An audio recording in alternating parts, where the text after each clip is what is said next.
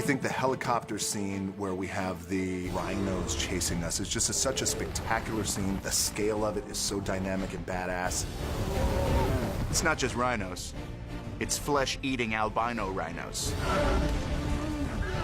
You know, it was very ambitious. You read the script, you go, holy cow, how are they gonna pull that off? You guys, what are we gonna do?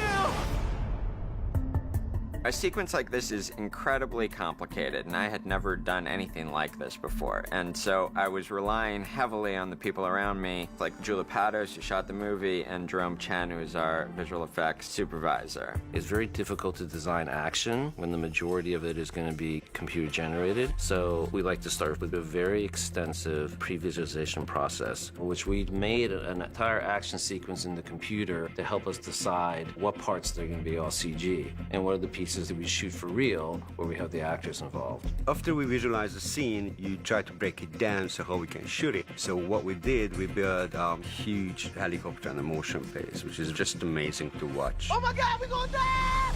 Well, the helicopter behind us is an ex-Vietnam helicopter, so it has a little bit of history. This is probably the most unusual rig that I've seen. Generally speaking, most of the gimbals come from the underside of the airframe.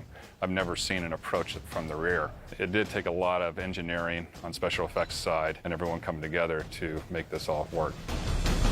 Okay, going hot. Okay, motion base is moving. There's a guy who's got some kind of joystick and he can create every kind of movement. We got going up!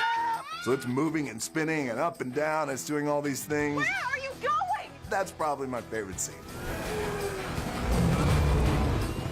When we're shooting, it's all in our heads. We don't see these things. They do that later. Oh!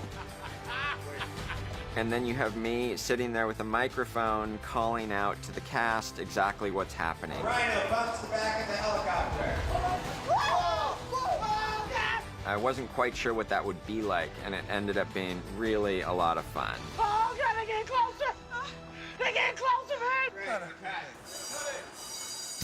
They ended up shooting, for a 5-minute sequence, about 14 hours worth of footage. Be the man in the game, not just the guy out the game.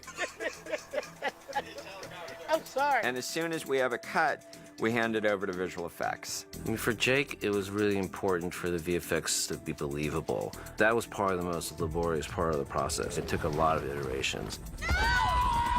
As they progress the shot, you see it at different stages. So initially as sort of a grayscale cartoon that just shows you the geometry and shows you essentially what's happening. And then they fill in a little bit more. We were constantly adding roto wash and dirt and flying leaves and anything that would make it look like was really happening.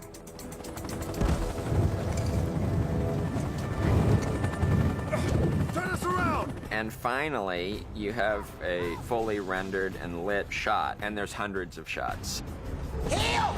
Overall, this will have taken a year to create a 3-minute sequence for the film. I'm really happy with the end result. I have to say that when it was all done, it was incredibly satisfying, and you sit there and look at it, this thing that hundreds of people have been working on, and it's exciting.